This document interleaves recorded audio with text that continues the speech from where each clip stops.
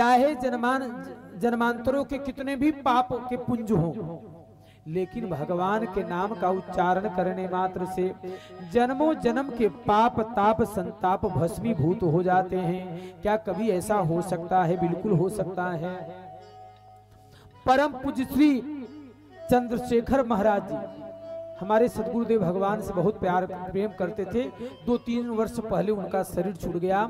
श्री धाम वृंदावन में उनके शिष्य से हम इस बार मिलके आए।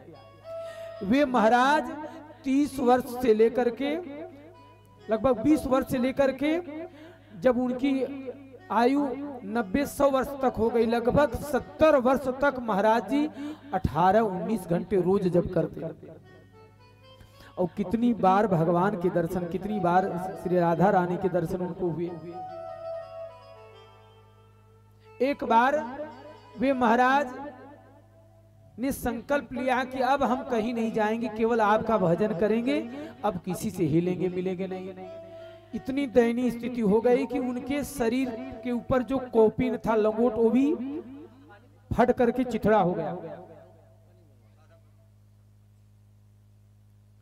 फट करके चिथड़ा हो गया। किसका? परम पूज्य चंद्रशेखर जी महाराज जी का। और खाने के लिए कुछ भी नहीं था। उस समय गोवर्धन की तलहटी पर निवास करते थे, एक छोटी कुटिया में। किसी को पता नहीं था महाराज इसके अंदर रहते। इतने में एक दिन एक छोटी सी लाली आई, सिर पर राशन पानी लेकर के और मार्किन कपड़े का, सूती कपड़े का थान लेकर के आई। एक बाबा को बुलाई, ए बाबा, क्या यहाँ परम पूज्य श्री चंद्रशेखर बाबा रहते हैं? बोले क्या काम है उनसे? बोले मेरी मैया ने उनके लिए खाद्य सामग्री और पहनने के लिए कपड़े का थान भिजवाया। तो बोले लाली तेरा नाम क्या है? बोले इसको क्या करोगे? हमको बहुत सारे काम हैं, बताओ कि वे बाबा यहीं रहते हैं? बोले हाँ रहते हैं। तुझे कैसे मालूम? बोले मेरी मैया ने बताया। और जैसे ही वो लाली, वो छोटी सी बालिका, थान का कपड़ा और खाद्य सामग्री देके चली गई, तो बाबा चंद्रशेखर बाबा जी को एक महात्मा ने जब दिया कि एक छोटी सी लाली ने इस खाद्य सामग्री और आपके पहनने के लिए कपड़ा दिया है, वे महाराज तो ले लिए।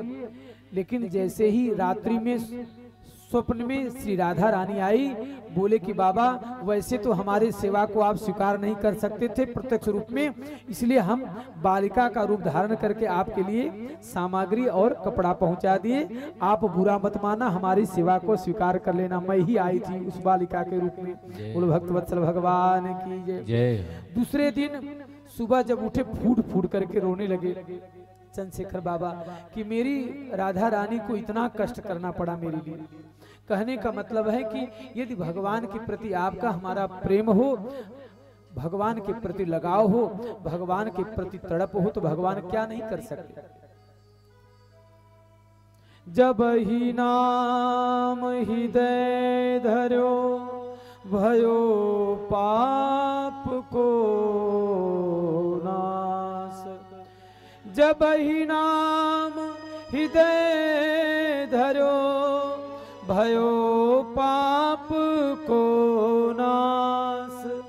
कि जैसे चिनगी आग की पड़ी पुराने घास, पुराना घास हो, सूखी घास हो, उसकी घास का पहाड़ हो, उसमें एक चिंगारी लगते ही वो जल करके भस्म हो जाएगा। उसी प्रकार कितना भी पाप का पहाड़ हो, संत भगवान हमारे गुरुदेव भगवान कहते हैं कि पापी में इतना पाप करने का सामर्थ्य नहीं है जितना भगवान के नाम में निष्पाप बनाने की शक्ति है। बोलो भगवत्सल भगवान की जय। हम लोग इतना पाप कर ही नहीं सकते जितना भगवान के नाम में पाप मुक्त करने का सामर्थ्य है, निष्पाप बनाने का सामर्थ्य है।